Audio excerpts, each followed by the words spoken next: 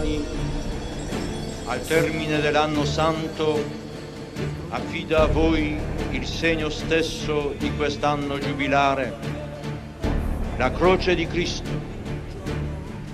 Portatela nel mondo come segno dell'amore del Signore Gesù per l'umanità e annunciata a tutti che solo in Cristo, morto e risorto, c'è salvezza e redenzione. São João Paulo II teve uma intuição e os jovens surpreenderam o Papa polaco. Em 1985, decidiu que daí em diante se haveria de encontrar periodicamente com os jovens de todo o mundo. Em 1987, o Papa estava em Buenos Aires e os jovens não faltaram, nem os portugueses. O Ano Internacional da Juventude, em 1985, aí o Papa fez, digamos, uma jornada, as primeiras internas, ou seja, em Roma. E as primeiras jornadas fora foi em 1987, na Argentina, em Buenos Aires, onde nós tivemos uma delegação e eu tive o prazer de estar aí presente e onde houve coisas significativas para Portugal. Não é? Quando o Papa entrega uma cruz a cada continente e a cruz da Europa entregou a Portugal, logo na primeira jornada fora, em 1987. Portugal fez-se presente desde a primeira hora. As Jornadas da Juventude tornaram-se o combustível da pastoral juvenil à escala planetária. Todo esse material de 1987, que a jornada era Deus é Amor, nós trouxemos para Portugal e preparámos e trabalhámos nas dioceses, todas as 20 dioceses do país. E também as Forças Armadas, os movimentos que entravam nesta dinâmica da juventude, nós trabalhámos com tudo isso. As catequeses e os temas das jornadas tornaram-se a inspiração para a caminhada cristã dos jovens do mundo inteiro. Buenos Aires, Santiago de Compostela, Czestochowa, o Papa ao encontro dos jovens. Com delegações maiores ou menores, Portugal esteve sempre presente. Mas, na altura, ainda não se considerava receber um dia umas jornadas mundiais. Nunca pensei em nenhum sentido dizer vai ser impossível, vai ser possível. Nunca pensei e fiquei agora quando eu soube, estava em Moçambique ainda antes de vir cá, fiquei surpreendido, mas bem surpreendido, fiquei muito satisfeito, acho que é uma graça enorme. Não sei se é Fátima que está, a Nossa Senhora de Fátima que está aí, tens que ir lá. Mas eu acho que há aqui uma força, digamos, superior que está a atrair também a Portugal. Por isso estamos aqui, comigo podes contar, e deixarei as minhas malas ao lado, para poder ter abertas as mãos. Estávamos no início da década de 90 e a pastoral juvenil entre nós ganhava robustez com iniciativas como a Páscoa Jovem. Parece-me que a partir dos anos 70, 76, 77, houve um certo dinamismo com o célebre Páscoa Jovem e Páscoa em Libertação. Com o meu grande amigo, o padre Feitor Pinto. E, na verdade, aí começou um pouco. Depois, as 5 dioceses das Beiras, e assim chamávamos, começámos a trabalhar em conjunto. Era Aveiro, Viseu, Porto Alegre, e Leiria e Coimbra. A pastoral juvenil organizava-se em departamento nacional para mobilizar dioceses e dar mais coerência ao trabalho junto dos jovens. Adérito Barbosa e o padre Augusto Gonçalves ficaram ligados aos momentos iniciais da pastoral juvenil no nosso país. Eu recordo no Ano Internacional da Juventude, no 85, nós tivemos em Fátima 25 mil jovens. E não era cálculo, era por inscrições, a gente sabia, 25 mil jovens. Com o padre Augusto Gonçalves trabalhou desde a primeira hora um jovem de Aveiro, Oliveira Sousa, que haveria de assumir mais tarde o departamento dos jovens. É nesta altura que ganha expressão o Fátima Jovem, que se torna o grande encontro nacional da juventude católica. o papel do Padre Augusto Gonçalves e do Santuário de Fátima a chamar-nos não só para as dioceses do centro, mas a partir dali como fermento na massa, para todo o país, é determinante para nós podermos chegar a 95. O Fátima Jovem 92 é uma marca extraordinária, ainda hoje muita gente se recorda desse pontapé de saída, mas o 94, com a Ano Internacional da Família, com as 3 vertentes do Fátima Jovem, o festival, a peregrinação e o fórum, são a mudança de registro. O Padre Augusto Gonçalves trabalhou 25 anos com os jovens, participou em 5 Jornadas Mundiais da Juventude e não esconde que foi no seu tempo que nasceu o sonho de que, um dia, estes grandes encontros dos jovens com o Papa podiam acontecer em Portugal. Eu recordo-me que já, talvez, agora não me recordo bem, 20 anos, nós pusemos essa hipótese. Pensámos nessa hipótese. E depois, a seguir, até com o Monsenhor Bocardo, que na altura era o responsável mundial por este setor dos jovens, nós falámos no assunto e a nossa resposta era: e por que não? E por que não? Depois, as coisas foram avançando e agora, oxalá que aconteça mesmo. Em 1995, os responsáveis da Pastoral Juvenil participam em Loreto num encontro sobre a Europa. Foi aí que a delegação portuguesa se encontrou com o presidente do Conselho Pontifício dos Leigos, o cardeal Pirónio, que nessa qualidade participava na organização das Jornadas Mundiais da Juventude. Quando nós vamos, por mero acaso, como o Padre Augusto já testemunhou, a Loreto, para responder a um vazio, nós tínhamos acompanhado a peregrinação Europe por causa da Guerra da Jugoslávia, aquele encontro com o Papa João Paulo II, e nós, quando chegamos a Loreto, não vemos Portugal em lado nenhum. Foi após o encontro de Loreto que Dom João Alves pediu ao Padre Augusto Gonçalves para assumir a direção do Departamento Nacional da Pastoral Juvenil. O Loreto para mim foi assim um momento quando me convidaram, quando o Dom António Marcelino e o Dom João Alves me convidou para ir lá, e depois que iam mais 2, entre o do Sousa, que foi nessa altura que o Sousa começou. Para mim, a minha primeira atitude foi uma gargalhada. Eu agora que deixo a pastoral, agora é que vou novamente para a Pastoral Juvenil. Mas depois de tanto insistir, que eu acabei por dizer: olha, se a igreja precisar de mim, pronto, vou fazer o que puder. Loreto, quando assume a responsabilidade, quando provoca a responsabilidade do Padre Augusto como responsável nacional, vai chamar todos os movimentos, faz um trabalho incrível com os movimentos pontes, tem uma equipa dinâmica que vai, com os responsáveis diocesanos, que vai levar a que a preparação da Jornada Mundial de 97 em Paris abra portas ao Fátima Jovem em 98, onde vem o Monsenhor Bocardo. Em 1998, o Monsenhor Bocardo está em Fátima para participar na edição desse ano do Fátima Jovem. E aí claramente fica lançada, o Monsenhor Bocardo em Portugal assume, essa era a nossa intenção, e tenho de dizer, em homenagem ao Padre Augusto e ao Monsenhor Bocardo, mas de maneira particular ao Padre Augusto, que esse momento do Fátima Jovem 98, com a presença do Monsenhor Bocardo, no fórum, isso foi aclamado várias vezes, era importante que a Jornada Mundial viesse, porque toda a gente estava a ferver de entusiasmo com Paris.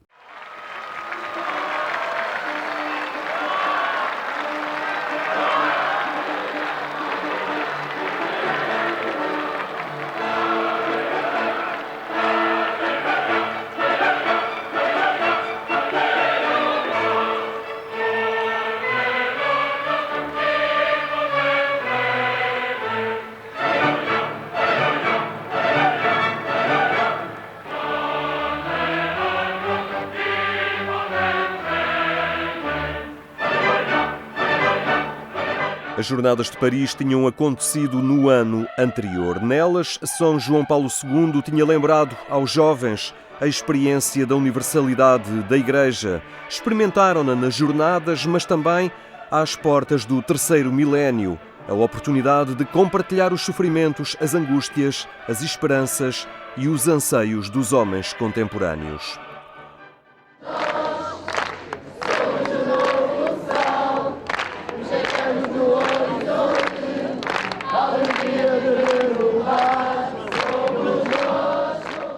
Depois da experiência de Paris, foi no Fátima Jovem 98, perante Monsenhor Bocardo, que Portugal assumia a intenção de organizar umas jornadas e o responsável vaticano deu acolhimento à ideia.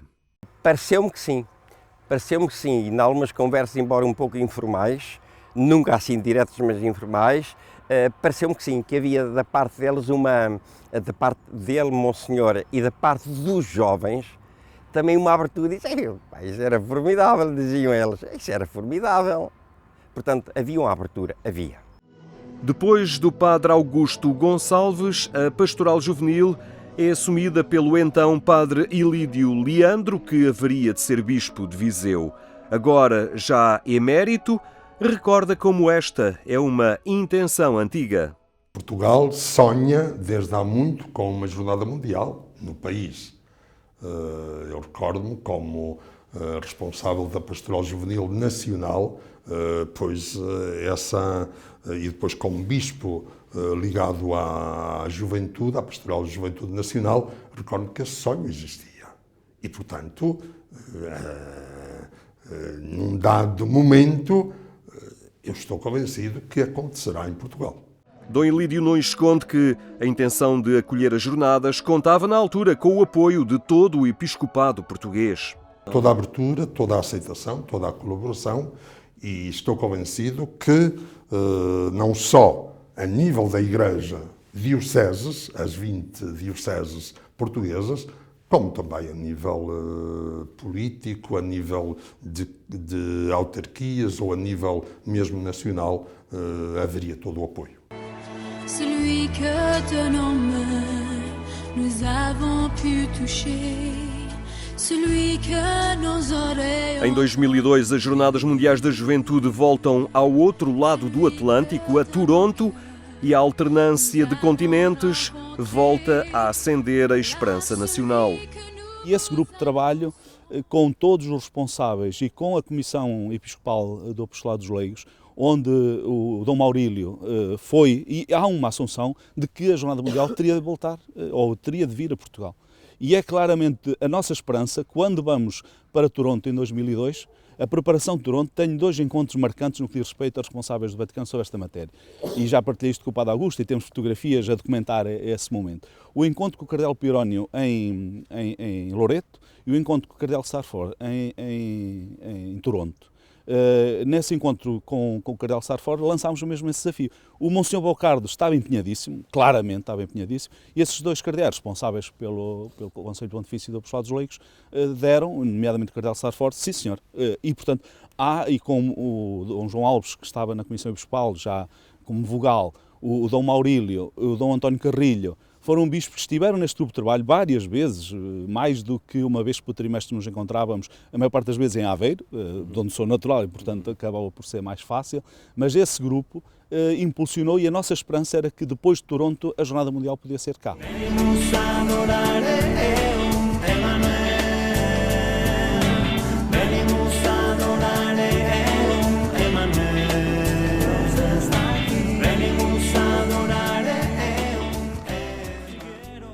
Mas não, em 2005 é em Colónia e muda a equipa da Pastoral Juvenil. Com a alternância de continentes, a esperança portuguesa volta a renascer após as jornadas na Austrália. Porém, ainda não seria dessa. Em 2011, as jornadas visitam o país vizinho. Bento XVI vai a Madrid e Portugal está ali com a maior participação de sempre.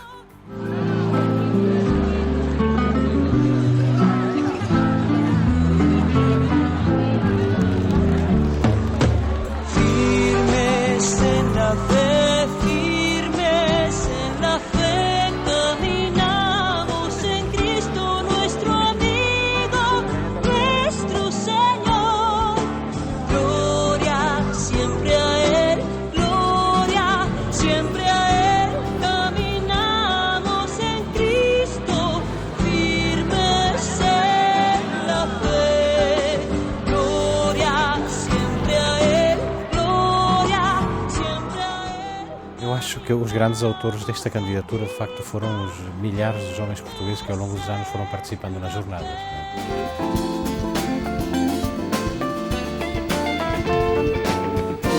nos dá uma vida nova.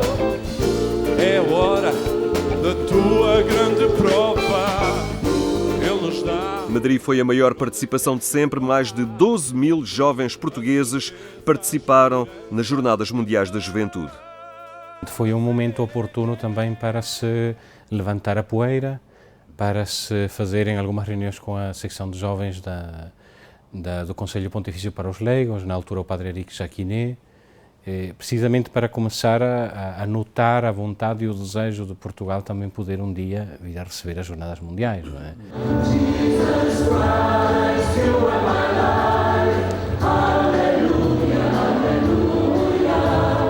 Em Madrid, o Vaticano autoriza um grande encontro da delegação nacional com a presença de muitos bispos portugueses.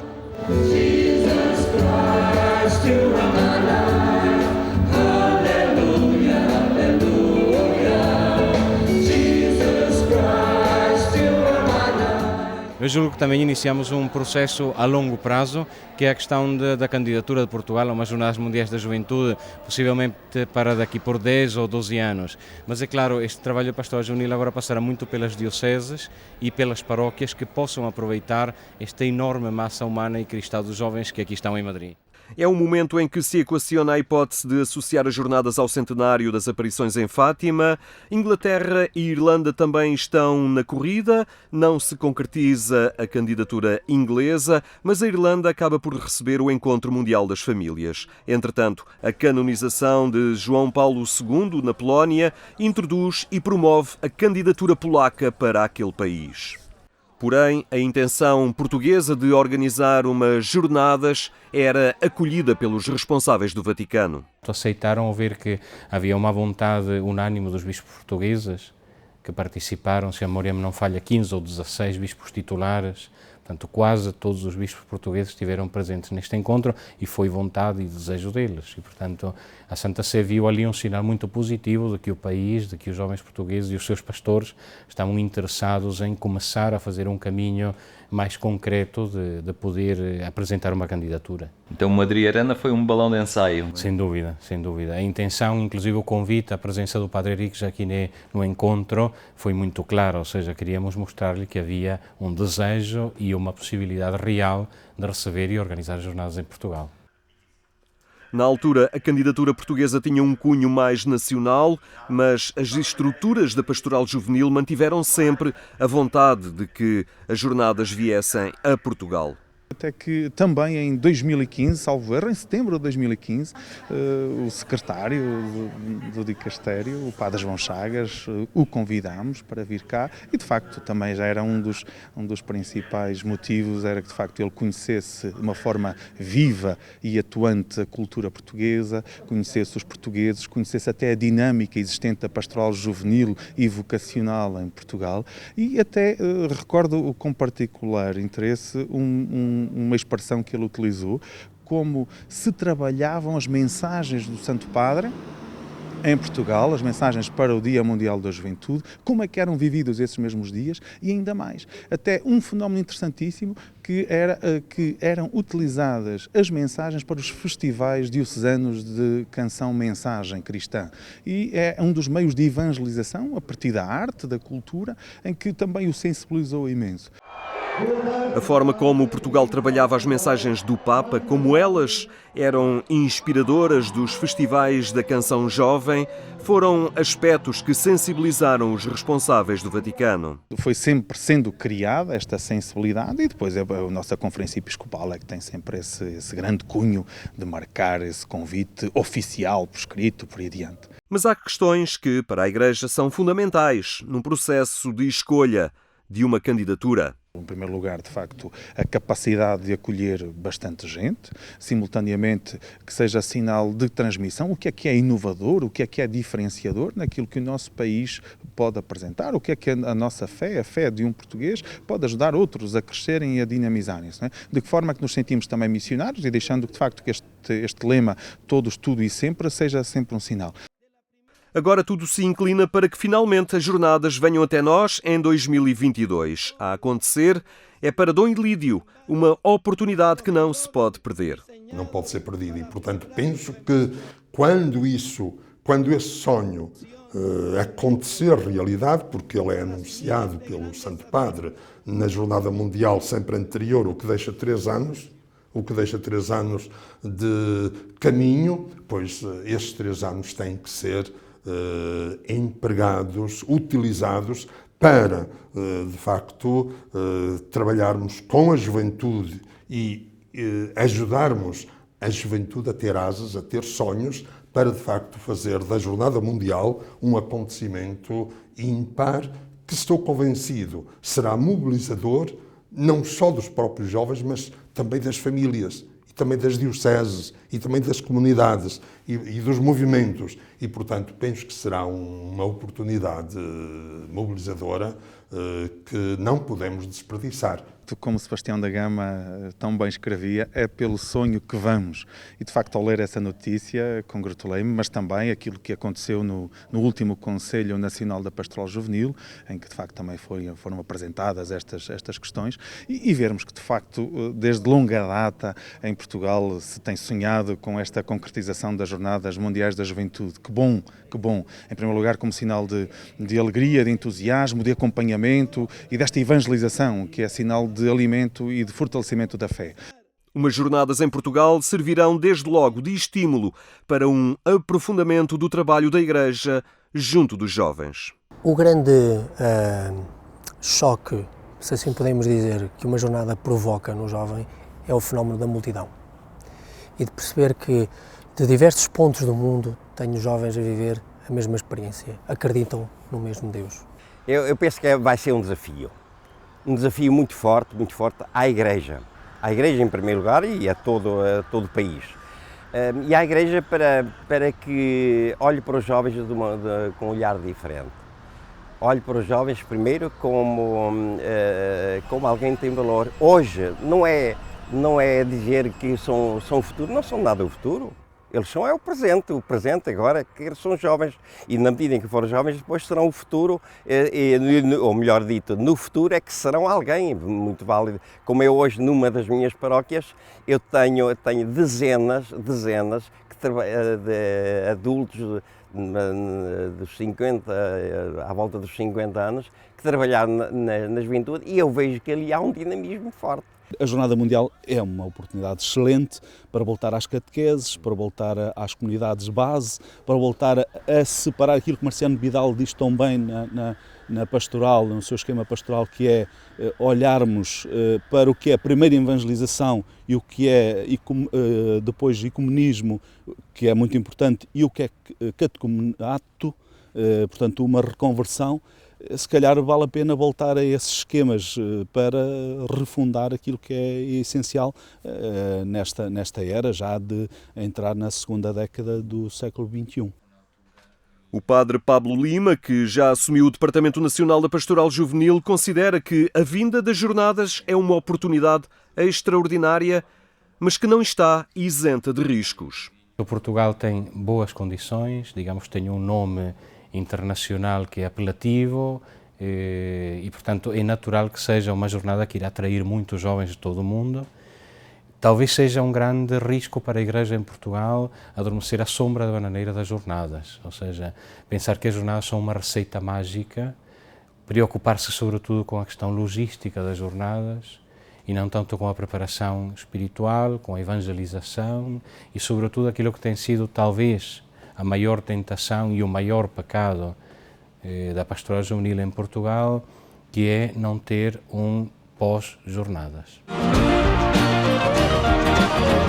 Os próximos anos serão intensos, solicita-se o envolvimento de todos para que as jornadas toquem fundo e não fiquem na superficialidade de um impacto visual.